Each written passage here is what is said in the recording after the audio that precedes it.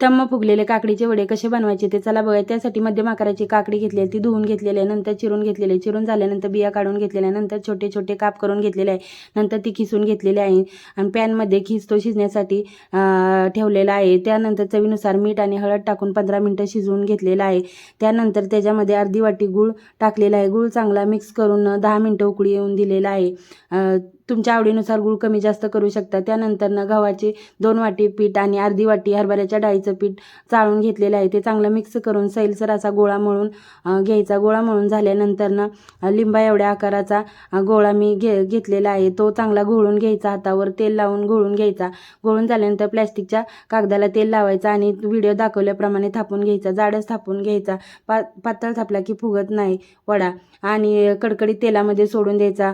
ते वड्यावर सारखं तेल सोडत राहायचं. बघू शकता किती टम्म फुगलेला आहे आणि किती मऊ आणि लुसलुशीत झाला आहे. व्हिडिओ आवडल्यास लाईक शेअर सबस्क्राईब करायला विसरू नका.